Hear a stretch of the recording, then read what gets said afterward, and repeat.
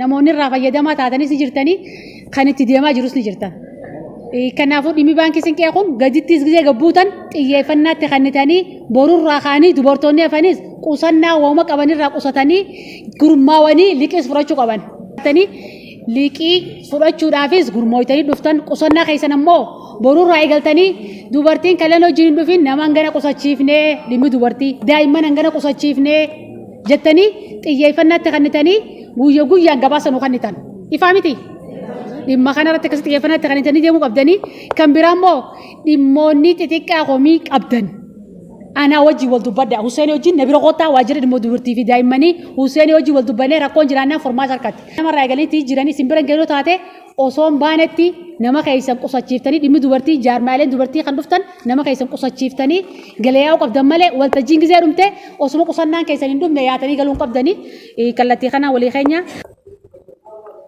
Reefus waan jechuu qabu jeetiin jira. Wanni amma mana kana keessaa kees ajandaan keenya akka milkaa'uuf qooda olaanaa qaba. Dhuguma jirtuutu isa. Garuu gahee dubartummaa san walqixa hundi keenya ba'an jirru. Ba'anii jirra? Ba'an jirru. Saniif dubartii haa gurmeessinu. Haa ijaarru gamtaa dubartootaatiin haa ijaarru wanni jennuuf akka paartiittis dubartiin cimtuun dubartii dadhabina qabdu fudhatteeti of jalatti akka jireenya muuxannoo walirraa fudhatanii jijjiirama diinagdee, jijjiirama maatii, jijjiirama mataa ofii namni ofiin jijjiirin maatii jijjiiruu hin danda'u, biyyaas jijjiiruu hin danda'u. Yoo gurmooyne malee jijjiirama ariifachiisaa galma silaa biyyattiin teenya gara badhaadhinaatti ceenu fiduu hin dandeenyu, aneessuu hin dandeenyu, siyaasa keenya tasgabbeessuu hin dandeenyu. Meeshaa diinaatti taatii dubartiinis ni saaxilamti yoon gurmooyte. Maaliif saaxilamti? Balaa garagaraatiif saaxilamti. Dubartiin gaafa gurmooyte araddaa gurmaa'insi dubartii sirri jiru barmaatileen miidhaa gaggeessisan hin jiru. Heerumni umrii malee hin jiru. Hiikkaan gaa'ilaan baay'atu. Daa'imni dubartiin mana barnootaa irraan harcaatu. Bakka gurmaa'insi dubartii jiru. Jireenyi maatiidhaa gaxaanaan ta'u bakka dubartiin gurmooytee jirtu. Asirraa keessan tasaa hin qabne akka saa hidhattu gadda warratti. Tamana hin qabne akka mana ijaarrattu. Bakka gurmaa'insi dubartii jiru jijjiirama addaatii jira. Guddinaa jira. Kanaaf xiyyeeffannaadhaan akka paartiittis akka mootummaattis dubartiin gurmaa'uu qabdi wanni jennuuf nuti. Tokkoffaa wal beekuu qaba. Haati gareetii eenyu? Gurmaa'insi ollaa kana hoogganu eenyu? Gareenis miseensa isa jala jiru beekuu qaba. Ta'e ergaa qofa fuutee geessitu osoo hin tahin dubartiin gurmooytee waan isii fayyadu irratti waan isii miidhuu irratti yeroo yeroodhaan mari'achuu qabdi. Mari'attee kallattii kaayisee wal jajjabeessite wal goomsaa deemuun wal qaraa deemuun baay'ee barbaachisaadha jechuudha. Nuti nuuf galtee guddaadha. Jijjiirama ni finna yoo dubartii qabannee qofa fiduu dandeenya hin shakkinaa ta'u. Dubartii cimsuun gahee paartii keenyaati. Gahee mootummaa paartii kanaan hoogganamuuti. Kanaaf dubartii cimsuu irratti halkanii guyyaa hojjenna. Mirgaa fi fayyadamummaa dubartoota mirkaneessuu irratti halkanii guyyaa hojjenna. Isa kanaaf baankii siiqee har'a dubbannu kun wanni asirraa ka'aa turetti haaree natti dubartiin gurmooytee baankii siiqee irraa gaafa walqoo jennurraa dubartiidha ka fayyadamaa turte. Jijjiirama fida. Kanaaf waan keenya ofiif itti fayyadamna. Jireenya keenyaan jijjiirra, biyyaan jijjiirra. Namni baankii hin qabne waan qabu tokko hin qabu, taankii hin qabu. Qullaadha. Kanaaf baankii siiqeetti haa fayyadamnu. Mootummaan gubbaarraa jalqabee hanga garjallaatti nutis baankii siinqee miseensa baankii siinqeeti. Hundi keenya jechuudha. Kana jechuun kuufamni maallaqaa baankii siinqee keessatti gaafa dabale qusannaa gaafa namuu waan qaburraa qusate deebi'eeti maallaqni kun achi keessatti ta'u. Dubartoota ijaarame kanaaf liqiin kennamu. Isarraa buufateetti jijjiirama jireenya isaa ittiin fooyyeffata.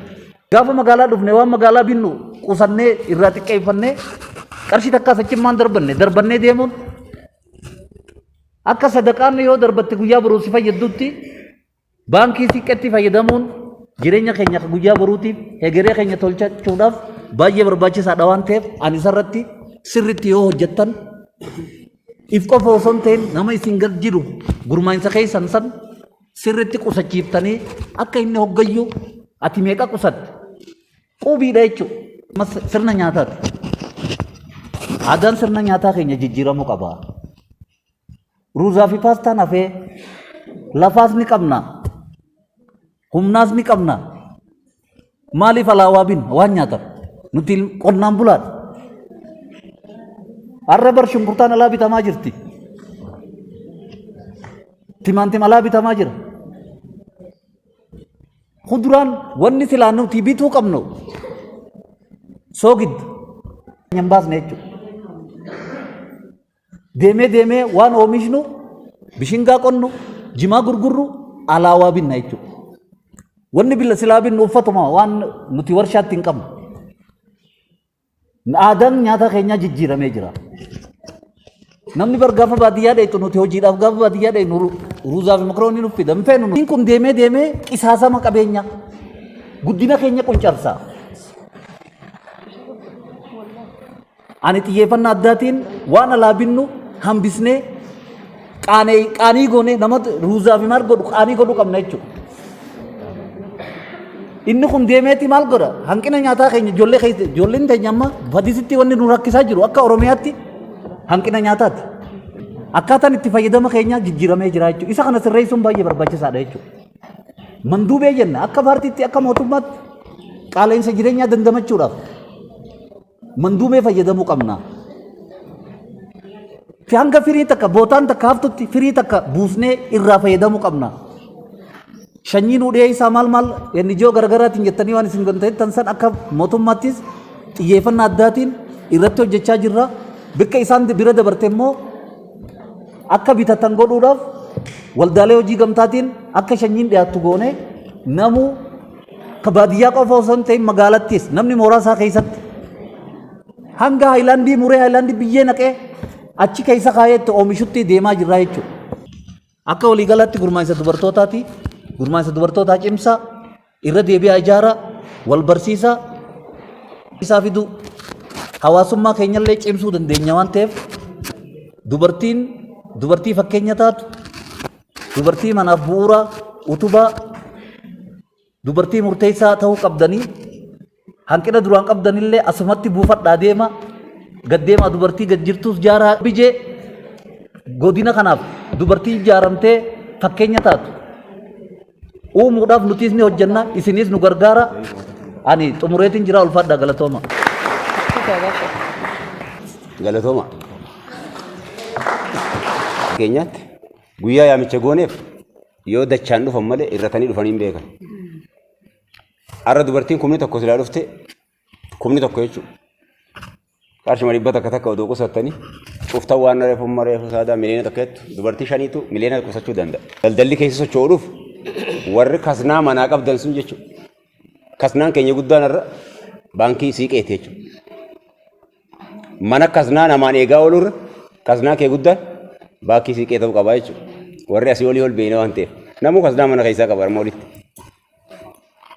Achi teessee kasnaa kee hattuu irraa eegaa oolu kanatti hin nan kan wabii qabu kanatti qusachuun barbaachisaa jechuudha. Mootummaan paartii badhaadhinatti hogganamu baankii siiqee jee beekomtii sirna gadaa keenyaan yaamicha haadha siiqeetii fi gurmaa'insa dubartoota moggaasuunsa adda godha jechuudha akka addunyaatti. Hin jiru baankiin maqaa nama dhuunfaati yookaan maqaa gurmaa'insa tokkootiin ba'u. Baankiin siiqee jechuun aadaa keenyatti haa deebinu. Seenaa keenyaa fi safuu duraan gadhiifne sirnoota dabran keessatti gadhiifne san bakkatti haa deebinu. Namni kana bakka deebi'uuf immoo maal godhuu qaba dur? Jaaramuu qaba jechuudha. Akkaataa wal dhiyeenya isaaniitiin ganda isaaniitiin gamtaa misooma dubartoota isaan jaaramee dura lafatti xumurachuu qaba. Jaarmee booda waan qabu walitti buufachuu qaba. Dhuunfaadhaanis gareedhaanis baankiin siiqee banaadha jechuudha. Kanaaf isa kanaatu murteessaa waan ta'eef jaarmee keessan xumurachuu. Tokko kan quubii dubartootaan jiru haala walii buufatan. waan qabu walii buufatee qubii irraa ka'e. Isiirraa ka'eeti baankii hiyyeessaati. Baankiin kan baankii tujaaraati miti. Baankii isii kee baankii hiyyeessaati. Kan hiyyeessi yeroo kufuu deemu dhaqee ittiin lubbuu baraaru jechuudha. Fudhatan baankii kana. Baankii biraan danda'amu akkasni jechuudha. Baankiin biraa baankii investorotaati. Baankii gurguddaa. Baankiin diinagdee qonnaan bulaa keessatti gataabu jedhee akka paartiif akka mootummaa murtaa'ee sa'aatii ol kaatetti qabattee ittiin ol ka'uu dandeessu baankii kana jechuudha. Mootii jechuudha. Karaa naannawaatti deebi. Baankii kaan waliigala qabna waan ta'eef. Kanaaf if cimsuu fi if jijjiirree badhaadhina maatii mirkaneessuuf baankii siqee ol qabne qofa keessaa bahuu dandeenya. Tokko kan. Inni lammaffaa liqiidha. Namni tokko guddachuuf jijjiirame jechuuf biyyi tokko ceete jechuuf diinagdee dhuunfaa nama takka biyya ceesisuu hin dandeessu. Yoo liqeeffate qofa ce'uu danda'a biyyinis yoo liqeeffate qofa. Anis ollaarraa liqeeffate qofa. Baankii irraa liqeeffattee yoo ce'uu dandeessi qofa. Kan liqeeffatte immoo deebisuu yoo dandeessi qofa ce'uu kan dandeessu jechuudha. Amma araddaa baay'ee keessatti liqiin miliyoona 6 fi wayii nu jiramu. Liqiin kun yoo deebi'e qofa maallaqni kun rii ta'uu danda'a. Naanna'uu danda'a jechuudha. Achumatti hiriyaa keetiif kannama. Ollaa keetiif kannama. Liqii deebisuu irratti kufaatii keessa jirra jechuudha. Araddaan garii liqii deebifteet baankii kan akka gad dhaabbatu godhaa jirti. Qusannaas fidaniiti. Qusannaan keenya miliyoona 81. Miliyoona 81 qusannaan keenya bara kana. Dhumuu qaba silaara. Kanaaf kufaatii keessa jirra jechuudha amma. Deebitanii liqeeffadhoo jette yoo maallaqa kana asitti qusatte qofa. Qusannaadhaan rakkoo keessa jirra. Liqii deebisuu rakkoo keessa jirra jechuudha. Kanaaf warri jajjabaachuu qabu jira. Warri immoo laalamuu qabu jira. Araddaa iftuu. Yaarame qofaa fi wal dhageeffate qofa jechuudha. Baay'een keessan amma muuxannoo gaarii qabdan walii dabarsuu irratti rakkoo. Muuxannoo teessan gurmeessineetti akka isin walii dabarsuu dandeessan goona jechuudha. Har'a warri miliyoona sochoosu dubartoota. Waan takka harkaan qabu dhiirtee hojjechuu, galchuu, irraa qeebaluu, qusachuu kasaate jechuudha. Namni gadi qusannaan tirfii waan raafte itti fakkaata. Qusannaan afaan fi irraa muranii qusachuu jechuudha malee qusannaan tirfii hafu addunyaarra hin jiru. Maalli namarraa dhangala'ee hafee waan narraa hafee kana bootaan fuudhuu diddee jedhanii geessanii jiru. Maallaquma qabdu irraa garaa hidhattee qusachuu jechuudha. Qusannaa jechuudha. Akkas akka rabbiin jaalatus akka mootummaan jaalatu akkasi. Kanaaf hundi keessanuu qarshii 100 yoo argatte darbichi xaasatti walitti qabi baankii siqee kottu. Qarshii 50 argattu 25 kaayi fidi. Akkas jechuudha qusannaa jechuun jijjiiramni akkasiin malee hin dhufu. Warra guddate hunda dhaqaa bira laala. Ibidda tufeeti. Ibidda keessa darbeeti. Diinagdee kana ce'e malee tokko kanuma lafaa ka'eetuma uffatee dhiqateetuma diinagdee dabre tokko jiru. Warri ammaa akkanatti qabeenya gurguddaa sochoosu hundi affeelamee gubatee fiti. Nama akkasii affeelamee gubateetu maallaqaas beeka. Jijjiirama waliin utubamee ce'uus beeka. Jireenya isaa qananii jiraachuu keessatti illee qooda fudhachuus beeka. Galata rabbii isaallee kan galchuu danda'u isa jechuudha. Araddaan takka miliyoona takka. Dubartiin nuti araddaa irraa qabnu araddaa xiqqoo irraa 2,000 qabnu. Xiqqoo irraa 4,000, 5,000, 4,000, 5,000. Haala gaatti fuudhu jiru hedduu jira jechuudha. Dargaggeessi ganaa fuudhee itti galchuu jiru hedduu jira. Araddaan xiqqoon 2,000. 2,000 jechuun 100 yoo qusatte har'a meeqa irra jira jechuudha. Dubartootaas biyya kana ceessuun jechuudha. Rageenye biremma. Tole gaashaa inni galateeffadha. Akkuma inni kaasee Abdii Mahammadiin jaama. Itti gaafatamaa paartii aanaa fadhisi. Jaalleewwan gaamarii irratti waa hedduu waliin kaaftaniiti guduunfaa hedduu isinii godhanii jiran. Ani wantiin godhu har'a wal barnootuma. Wal barachuudhaaf ammoo hojii naaraa miti bakka hundattuu hojjechaa turre waan ta'eef dubartoota alatti wanni galma gahu tokko illee hin jiraatu. Uumamni namni yoo waliin mari'ate yoo hojii jiraate yoo rakkoo wal gargaare addunyaa kanarratti waliin jiraachuu danda'a jedhamee babal'achuu qofaa miti sirna uummatee waliin jiraachaa ture. Idaamuun achirraa ka'aa jechuudha. Falaasamni idaamuu muummee ministeeraa keenya Dr. Abiy barreesse falaasamni kun dhala namaarraa ka'a. Namni fedhiin isaa guutameef akka barbaade jiraachuu danda'a. Namni fedhiin isaa guutamin ammoo fincileet gaara seena. Kanaaf dhala namaa kanaaf fedhii isaa kana guutuu nurra jiraataa jeetti amanaa jiru. Kana keessaa tokko dubartoota. Dubartoonni keessattuu lafee dugdaa biyya kanaati. Cimina isaaniitis dadhabina isaaniitis karaa guutuudhaan cinaa dhaabbatee kan deemsisu walii wajjin ta'uu danda'utu irra jiraataa. yaada jaalleen haati yechiree funtana kaaftu tokko fudhachuu barbaade jechuudha. Godina Harargee bahaa namni bulchaa jiru har'a dubartiidha. Kabajamtuu Aadde Miskii Mahammad. Kabajamoo bulchaan bulchiinsa aanaa Faddesis Aadde Soozit kunoo bulchaa bulchiinsaa taatanii uummata jirti. Kanaaf dubartoonni iddoo kamittuu yoo dhaqan nama gahumsa qabuu fi dandeettii qabu nama biyya kana ceesisu amaanaa guddaan irra kan nama keessaa tokko isin. Kanaaf kana ta'uusaa sirriitti qabatanii bakka jirtanitti isintu Sooziti araddaa irratti Soozitiin bakka buutanii araddaa teessan keessatti namni hojii kan hunda hojjetu isin jechuudha. Qusannaadhaa yoo dagaage yoo gurmaa'insi gamtaa dubartootaa lafa qabate qusannaan keenya yoo dagaage bakki silaa nuti hin geenye tokkollee kan hin jirre ta'uusaa amanuu isinirra jiraata jechuudha. Fakkeenya gaarii waan gabaabaa tokko suuraa irratti yoo keessatti mul'atu taate isinitti agarsiisuun barbaada. Waati malee warri duraan mul'ataami. Maaltu kana uraniiti biyyee gosa akaakuu hedduu walitti makanii dikee kan of keessaa qabu. Uraniiti gara duraatiin shunkurtaatti bilchitan. Haayilaandii tokkicha keessaa shunkurtaa 20 ol dhaabaniiti gubbaarra haayilaandii mataa muranii itti gakkaa'anii haayilaandii sadiitti bishaan nagaan. Suuta jee dhimmisee gadi bu'aaf hin goggogu. Bakka gabaabduurraa waan guddaa oomishuu dandeenya jechuudha. Shunkurtii bituuf magaalaa dhufuun qabdu. Kaarotii bituuf magaalaa dhufuun qabdu. Qaysir bituuf magaalaa dhufuun qabdu. Qircaa bituuf magaalaa dhufuun qabdu. Gabbaatee manduubbee sirraa haayilaandii san keessaa bitattee ol deebitee oomisha kanaan nyaata si oomishachuu irra jiraata. Oomishachuu danda'u irra jiraata jechuudha. Dubartoonni waan ol kaayatan ol kaanii fudhatan jettee Oromoon gizee mammaaktu. Ol kaayachuun san manduubbee kaayyachuudha. Gabbaatee murattee ol fidu. Mashloobbaa magaalaadhaa bituuf dhufuun isirra hin jiraatu. Maallaqa baaftanii qeetee isinirraa murattanii urgeeffachuu isinirra jiraata waan ta'eef. Kanaaf jijjiirama ammaan tana qabanne kana paartiin badhaadhinaa tokkoon qonnaan bulaa fi dubartoota keenya kiishee isaa keessa badhaadhina hunda galeessa uumuu fi mirkaneessuudha kaayyoon guddaan kana godhuudhaaf ammoo abba carraaqatu jechuudha. Yoo sosossoote rabbii riskii miila kee keessan sii kaayee jaame sosossoo isinirra jiraata carraaquu isinirra jiraata. Olii gad deddeemu isinirra jiraata waa hojjechuu isinirra jiraata ka hojjettan ammoo guyyaarraa ta'uu argaddettanii kan xumurtan yoo taate faayidaan qabu qusachuu isinirra jiraata jechuudha. Ol kaatan ol kaanii fudhatan waan ta'eef. Kanaaf kanarra cimuu isinirra jiraata. Sa'aatiin guddaa waan deemee jiruuf har'aafarra gabaabaa hanganumaan isiniin jaa. Kabajamoo bulchaan keenya mataa waliin nuu qabanii. Abdii yaa'u itti gaafatamaan ijaarsaa isin barsiisee jira waan ta'eef akka carraatee bilbilina buunaanis gamas kutee itti aanaan bulchaa keenya dhimmi dubartii waa hedduu kaasanii jiran. Itti gaafatamaan haqaatillee waan takka hubannoo waa tokko takka isinii qabuudhaaf taa'aa jira. Kanaaf wanni guddaan isin beekuu qabdan dubartoonni keenya baankii siin qeechuun baankii eenyuuti? Teenyuuti? Kan dubartiiti. Akkasi qabaddaa. Dubartiin qusannaan beekamna. Baankiin siin qeen suurmachi gubbaarra laaltuu ilaalame suuraa dubartii irra taa'a. Akkasumaami tokkoffaan baankii Oromooti. Tokkoffaan jechuudha. Itti aansee ammaas immoo baankii dubartiiti. Dubartiin dhiira caalaa waa qusachuu beeyti. Oguu kana jennu gaa dhiira ammaas tuquu hanyaan miti. Waa malee miti Oromoon xiinxala gahaa gaggeesseeti waa qabuu irratti dhiira caalaa ta'aa qabuu beektu eenyu? Dubartiidha. Abbaan manaa guujimaa cabsee magaalaa guufite yoo rubuu takka yoo cinaa takka nyaate malee hin galu. Mana foonii dhaqee yoo bitte guduunfatteeti daa'ima siitii wajjin mana galtee nyaatti.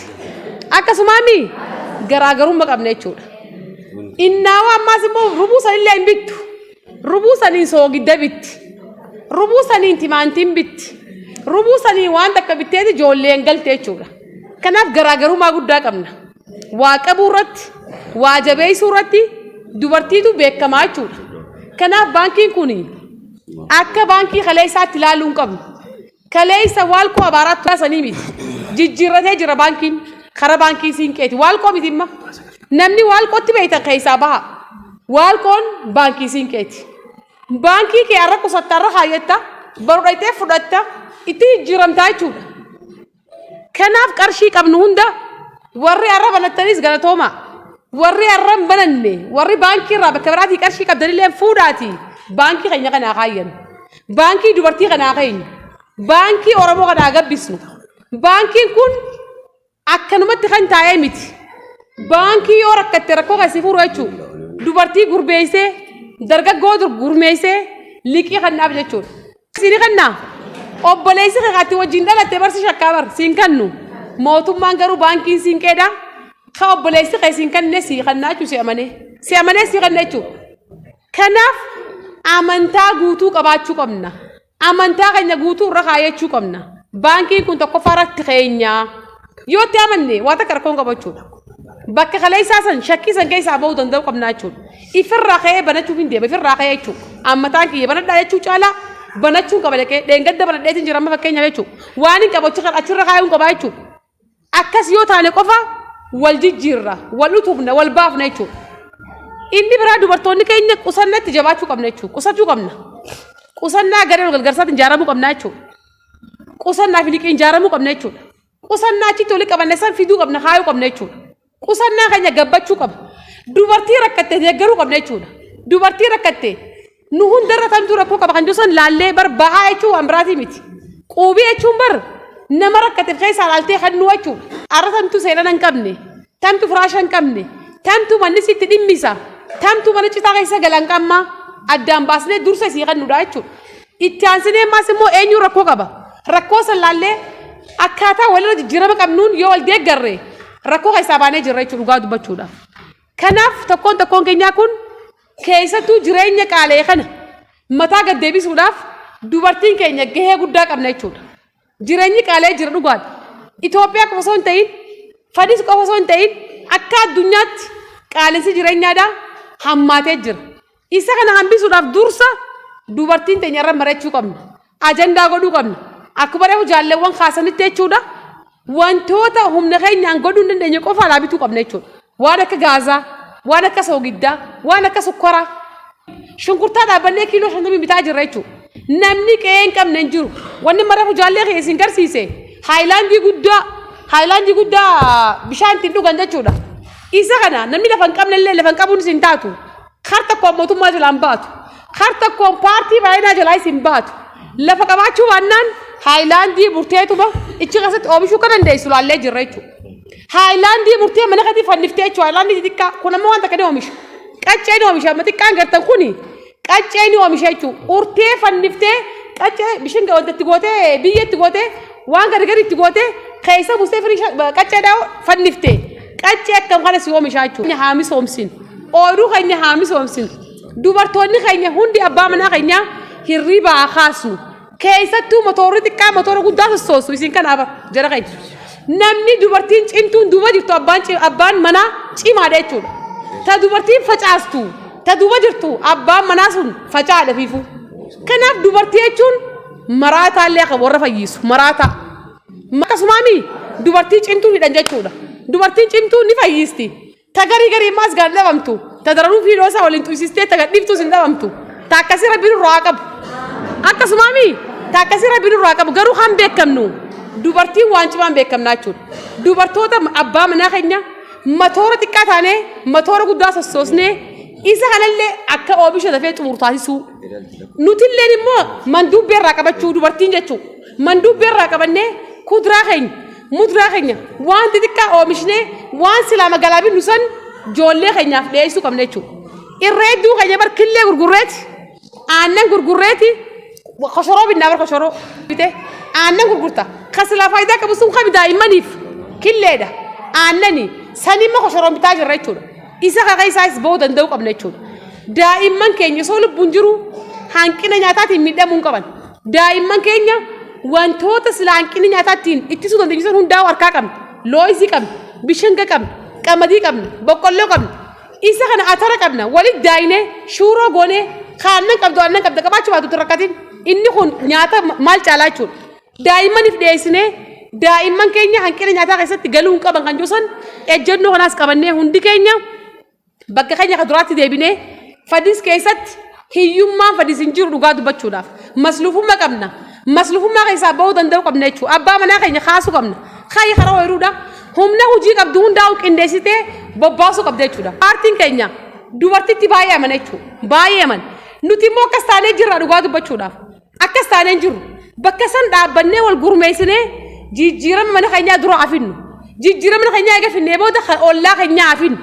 Ollaa keenyaa eega finnee booda jijjiirama araddaa keenya haffinnu kan joosan qabannee deemuu qabna waan ta'eef rabbi biraan fadisiisan deebisuu hin qabnu jaalleewwan rabbi biraan fadisiin deebisnaami Haayile Sillaaseen fadis roobee ja fadis roobee fadis raareedha lafaas ni qabna kanaaf rooba keenya san rabbiinis rahmataa isaanuu kannu duwaayis kadhachuu qabna rabbi biraan fadisiinis deebisuu qabna tokkoon keenya ammoo wal danda'uu qabna jechuudha ifarka galchuu qabda jechuudha marisuu qabda jechuudha wal danda'uu qabna wal hamachuu hin qabnu wal arrabsuu kanaaf jaarmee amma dhimmi dubartii gadargite san waajjirri paartii gadargite san dhimma dubartii meeqaa ta'ummmaan waan san qabatee ijaaree waajjira dhimma dubartii paartii galchee jira kan joosan laaltanii bakka hanqinni jirutti dubartiin jaaramtee yookaan immoo mana qabattu hundi jaarmee keessa galtee gareen jaarantee liqii fi qusannaan jaarantee jiruuf jireenya keenya haa fooyyeessinu kan joosan kaasuu barbaada maayyii irratti garuu araddaan iftuudhaa yoo of laaltan gaariidha. Buutee maaltu akka goosa bishaan maaltu goosa jennaan waan keessa jiru jaal. Waan ta'eef isin immoo rabbi isin irraa jijjiiru lammaffaa irratti wanti kanaa kun deebinaan an rakkoon hammaataan akka jiru araddaa iftuu keessatti abbummaan kan hin kennuuf dhimma dubartii. Dhugaa dubbachuudhaaf waltajjii kanaaf xiyyeeffannaa kennitanii boqonnaan takkaa malee tanqasaa torbaa fi walakkaa taa'uu keessaniif ulfaadhaa galatoomaa waltajjiin hin xumuramne jaalleen kiyya waa'ee labsii irratti waa'ee seeraa irratti waan tokko hubannoo isinii kenneeti baatan waan ta'eef gama keenyaan xumurree jirra galatoomaa jechuun barbaada.